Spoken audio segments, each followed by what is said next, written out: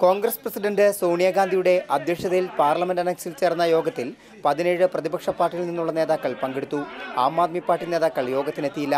പശ്ചിമ ബംഗാളിലെ ബദ്ധവൈരികളായ CPM-ന്റെയും തൃണമൂൽ കോൺഗ്രസിന്റെയും നേതാക്കൾ ഒരുമിച്ചിരുന്നതിലൂടെ 3ാം വാർഷികം ആഘോഷിക്കുന്ന കേന്ദ്ര സർക്കാരിന് ശക്തമായ മുന്നറിയിപ്പ് നൽകാനും യോഗത്തിനായി.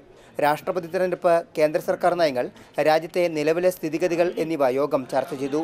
രാഷ്ട്രപതി സ്ഥാനാർത്ഥിയുടെ കാര്യത്തിൽ കേന്ദ്ര നീക്കം അറിഞ്ഞ ശേഷം തീരുമാനമെടുക്കാമെന്ന് ധാരണയായി. രാഷ്ട്രപതി സ്ഥാനാർത്ഥിയായി പൊതുസ്വീകാര്യനായ വ്യക്തിയെ കേന്ദ്ര സർക്കാർ നിർദ്ദേശിച്ചാൽ പ്രതിപക്ഷം അംഗീകരിക്കും. മറിച്ചാണെങ്കിൽ സ്വന്തം സ്ഥാനാർത്ഥിയെ നിർത്തി തെരഞ്ഞെടുപ്പ് പോരാട്ടത്തിനിറങ്ങും. സംഘപരിവാർ അജണ്ട നടപ്പാക്കാനുള്ള കേന്ദ്ര നീക്കത്തിൽ ആശങ്ക രേഖപ്പെടുത്തിയ യോഗം കേന്ദ്ര സർക്കാരിനെതിരെ പ്രമേയം പാസാക്കി. അതേസമയം യോഗത്തിനെത്താതിരുന്ന JDU നേതാവും ബീഹാർ മുഖ്യമന്ത്രിയുമായ നിതീഷ് കുമാർ നാളെ പ്രധാനമന്ത്രി നരേന്ദ്രമോദിയുമായി കൂടിക്കാഴ്ച നടത്തും. ബീഹാർ പാക്കേജാണ് നിതീഷ് കുമാർ ലക്ഷ്യമിടുന്നതെങ്കിലും RJD-JDU ബന്ധം വഷളാകുന്നതിനിടെ നടക്കുന്ന കൂടിക്കാഴ്ചയ്ക്ക് വൻ രാഷ്ട്രീയ പ്രാധാന്യമാണുള്ളത്.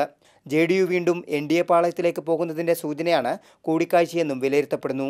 മാതൃഭൂമി ന്യൂസ്, ഡൽഹി.